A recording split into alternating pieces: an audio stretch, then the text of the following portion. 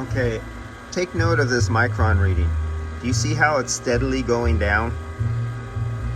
Every now and then, like 1 micron at a time, every so many seconds, and it's steadily going down. It's not jumping way back up, it's just going down, down, down, down.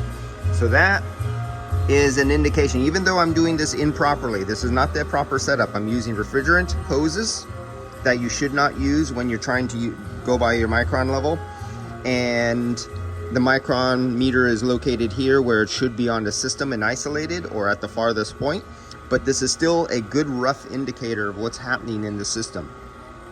It's steadily going down because there's no more refrigerant left in the oil flashing out. The moisture level this is within 5 minutes on this system.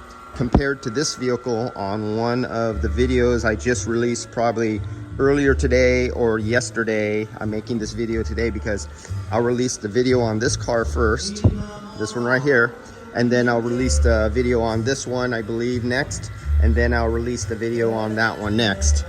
But this was the one where even after an hour and a half of being on the vacuum pump, I could not get the micron gauge down below like 1100 microns. It's so contaminated with moisture, it's just not going to happen in any reasonable amount of time.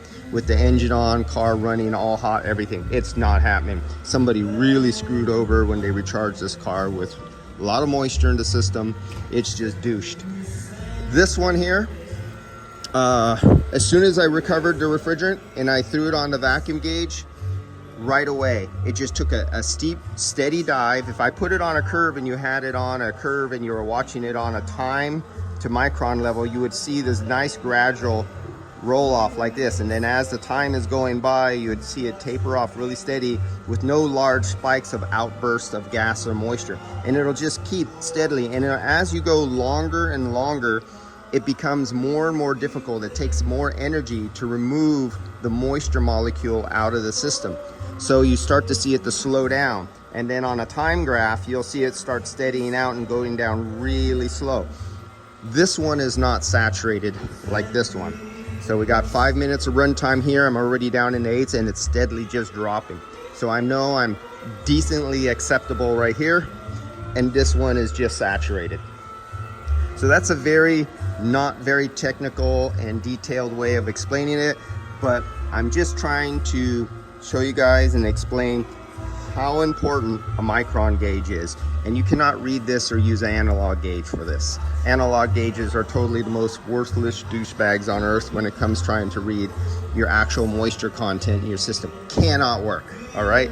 So let's not even stick to the old school stuff. Oh, but my analog gauges did me great. Yeah, you don't see moisture, okay? And damage done by moisture content in the system is not immediate. All right, guys, I'll see you later. I'll catch you on the next one.